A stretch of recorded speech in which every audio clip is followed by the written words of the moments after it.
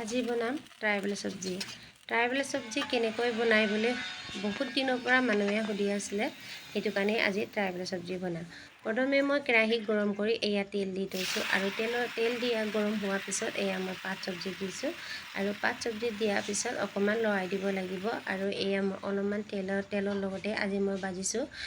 আমাৰ ট্ৰাইবেল মানুহে প্ৰায় বইল কৰি খাই পূৰা পানীটো উঠলাব লাগিব, তাৰপিছতে মাছ মাংস বনালে বা এনেকৈ পাত চব্জি বনালে খায়। কিন্তু আজি তেল অলপমান আলু ভাজাৰ পিছত তেল অলপমান বাচি থাকিলে, সেইটো কাৰণে মই ইয়াতে তেল মাৰিছোঁ। এতিয়া 10 মিনিটৰ কাৰণে ঢাকনটো দিছিলোঁ, তাৰপৰা 10 মিনিটৰ পিছত মই আকৌ ঢাকন ওলাইছোঁগৈ।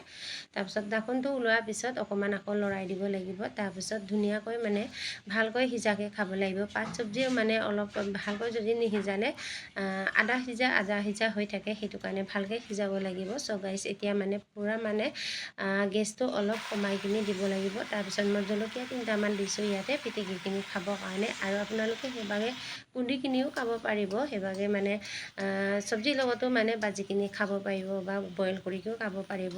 চ' গাইছ, ফাইনেলি এতিয়া আমাৰ ট্ৰাইবেল মানুহৰ পাত চব্জি হৈ গ'ল। আৰু আপোনালোকে এনেকৈ খাই পাইছেনে? আপোনালোকে ট্ৰাই কৰি চাবচোন। চ' গাইছ, এয়া মই ফাইনেলি গাইছ, আজি আপোনালোকক মই দেখাব পাৰিলোঁ। বহুত দিনৰ পৰা মানুহে কমেণ্ট দি আছিল। ফাইনেলি গাইছ, এয়া পাত চব্জি হৈ গ'ল আৰু আপোনালোকৰ অনুৰোধৰ বাবে আজি পাত চব্জি বনাই দেখালোঁ। আৰু ভিডিঅ'টো চাই ভাল লাগিছে যদি লাইক, শ্বেয়াৰ, কমেণ্ট কৰিবলৈ নাপাহৰিব আৰু মোৰ পেজটো সকলোৱে ফ'ল' কৰি দিব। ধন্যবাদ।